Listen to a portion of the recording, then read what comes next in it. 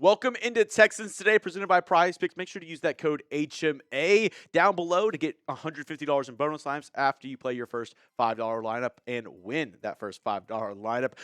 Before we get started on today's show, reminder, we have preseason action tonight. The Texans going up against the Raiders, and I know a lot of the starters won't play tonight. DeMeco Ryans changed his mind after that Jayden Higgins injury, but it is still going to be fun. We'll see Fernando Mendoza. We'll see a lot of the Texans fighting for their roster spots, and hell, I'm ready to root on this Texans squad in another preseason game, so make sure to hit those notification bells, hit the subscribe button, and join me tonight. We're going to be live an hour before kickoff. Don't miss a single moment. And not only to hit that subscribe button to watch the game tonight, but also to help us beat our Raiders channel. They are currently beating us right now in our subscriber battle, and I cannot let that happen. So make sure to go down, hit that subscribe button, and never miss a moment of Texans football, and help me get some bragging rights over our guy Mitchell Rins here at Chat Sports. I don't want to lose to him, and I need your help. So go down and hit that subscribe button.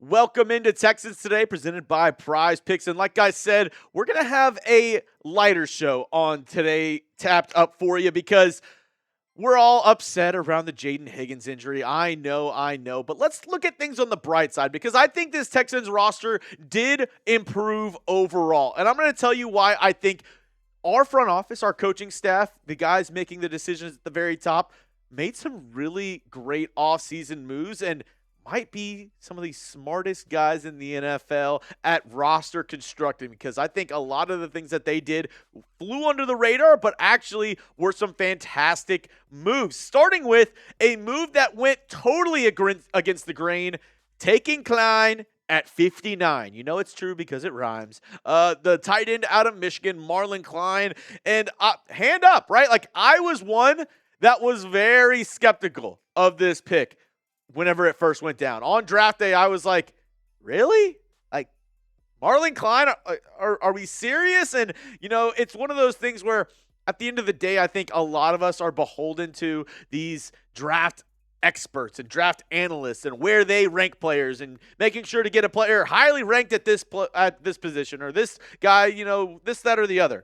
When in reality, the Texans, I think they really pinpointed guys that they thought had, and this is going to sound corny, I know, but have that swarm mentality, that special work ethic, and relentless mindset. And I think so far, Marlon Klein has really showed that he is that type of guy. And like I said, this was the worst grade that I gave the Texans on draft day, and they might be making me eat my words because every single time I check in on him, every single time I talk to people around the organization, every single time that I take a look at this Texans team and look at how they've been doing, Marlon Klein just keeps on popping up, and he continues to prove me wrong with how he's been progressing through this offseason. You know, that catch up against the Chargers, I know it was really only a drive, but DeMeco Ryans said it. This is just the start of Marlon Klein, and I, for one, am becoming more and more of a fan of 83. I really love what he's able to do and really the prospect of what he can become in the NFL as maybe a field-stretching tight end and somebody who also isn't afraid to, you know, get a little bit dirty, be able to block. I think Marlon Klein has really shown that he is NFL ready and at least can be the tight end 3, if not tight end 2 on this roster, maybe climbing a little bit ahead of Foster Moreau. I really like what I've seen from him and his ability to, you know, be somebody that the Texans can possibly rely on in his rookie season. Nick Caley, the Texans offensive coordinator, he is a tight end guy. He worked with the Patriots for many years as their tight end coach with Rob Gronkowski. So if through his evaluation process, he really liked what he saw out of Marlon Klein, that's saying something. So I want you to be honest with me. I told you, you can go back on YouTube and look at my reaction, so it's only fair. What was your instant reaction to the Marlon Klein draft pick? Be honest with me. I want you know, this is a safe space. I really want to know. What did you think when you heard the Texans at pick 59 in round 2 select tight end out of Michigan, Marlon Klein? Let me know down below in the comment section. While you're down there, you can check out the sponsor of today's show, our friends over at SeatGeek. Make sure to use code CHAT10 for 10% off tickets on SeatGeek.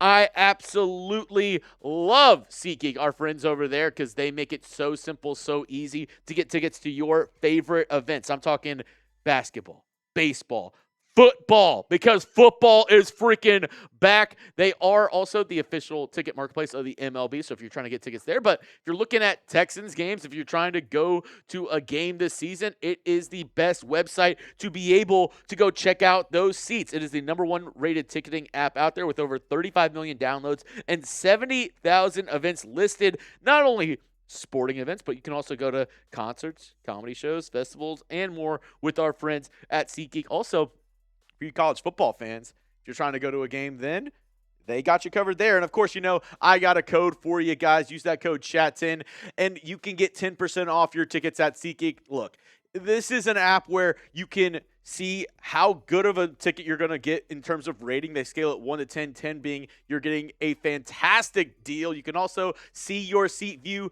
from the app. You can also see where in the stadium you're going to sit. I absolutely love those features from our friends over at SeatGeek. One more time, a quick reminder, use our code CHAT10. That's 10% off any tickets with our promo code CHAT10. Make sure you click the link in the description to download the app and have the code automatically added to your account so you can use it later. Shout out to our friends over at SeatGeek. All right, let's go to the next move from your Houston Texans. Another great defensive back. And going back to the draft, right, the Texans, this was another under-the-radar pick that looks to be a hidden gem. And Kamari Ramsey, man, he was my biggest winner from that first preseason game up against the Los Angeles Chargers. Should have had 2 interceptions, did end up getting 1 interception in that game. But he is somebody that, the Texans probably don't need this season. The secondary is absolutely stacked, but it's never a bad thing to have extra depth and extra really good players sitting behind some of these really good guys that are starting right now for the Houston Texans. And I'll say this, Nick Caserio, DeMeco Ryans, they are on a generational run in terms of drafting secondary players. Like Ramsey, he seems to be the next player on the list, but their eye for talent whenever it comes to evaluating guys in the secondary, bar none, best in the NFL, right? Taking Stingley over Sauce Gardner, amazing, right? The fact that they went and got Petrie in round 2 when, a lot of people said he was undersized. The Texans overdrafted him there in round 2, the cornerback out of Baylor. Kamari Lassiter, a lot of people were like, you're going to draft him in round 2? He's slow, didn't have a good 40-yard dash time. Kalen Bullock didn't get that good of a draft grade either. Hell, Reed Blankenship, I know that was a, free agent signing and people know him now, but, whenever he was added to the Eagles, he was a UDFA signing. So the ability to add him at a very really good price point in free agency, right? Like, I think this Texans secondary is so stacked. And then you add on somebody like the possibility of a Kamari Ramsey, who is a young, star, probably ready to shine. Like, he has really showed out in training camp, showed out in the preseason. And I think this is another just showing of a smart move. The Texans going against the grain, getting somebody who a lot of people, whenever he was drafted, they were like, okay, yeah, whatever, another 5th-round pick. But the Texans, they've been so good at drafting in the middle rounds, and I think Kamari Ramsey is just another one of those examples. Not only that, not only in the draft, but also after the draft, the Texans have actually been one of the best teams in terms of getting UDFA steals, undrafted free agents. And currently on their team, they have a handful of guys that were UDFAs that are making an impact, right? Like, I think the fact that the Texans, this offseason, right, just talking this offseason, probably have 2 guys that have a good shot to make the roster. Noah Whittington, the running back out of Oregon, was a UDFA signing, and throughout the preseason already, he's looked pretty good. I think he's somebody that has kind of shown that the Texans could possibly rely on him and be somebody that can help out, right? Like, and when you look at how he played in college at Oregon, pretty stinking good, right? This past season, 129 carries, 829 yards. Look at that average, 6.4 yards a carry, 19 receptions for 98 yards, and a total of 7 touchdowns. Like, he was awesome for the Ducks in Eugene. And then you look at the other UDFA steal that I think has a good shot to make the roster.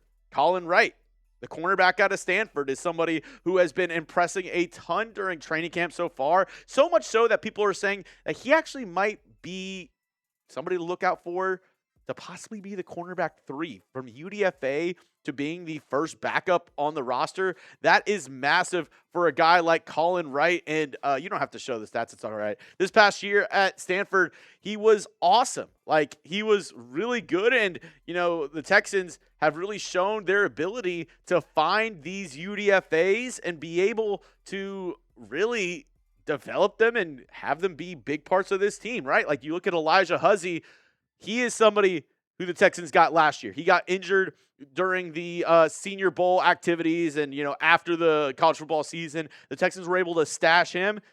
He's somebody that I think should make the roster. Now, long snapper, obviously, I think most teams get their long snappers from UDFA signings, but still, they were able to find a good one in Austin Brinkman. British Brooks was a UDFA signing who is probably going to be a running back this year. And then Jake Hansen at the linebacker spot. All these guys were UDFA signings, but also were able to make the roster and make somewhat of an impact on this team, whether that was, being a backup defensive back, backup running back, or backup linebacker. And I think all these guys really help out in special teams, a unit that our special teams coordinator, Frank Ross, really heads as one of the best special teams unit in the NFL. So the Texans, all phases of the draft have been doing absolutely a bang-up job. We're going to talk about more ways that the Texans really own the offseason and I think really set themselves up for success going into the year in just a moment. But I couldn't do today's show if it wasn't for our friends over at Prize Picks, America's #1 daily sports picks app. It is a place to go if you love that daily fantasy sports.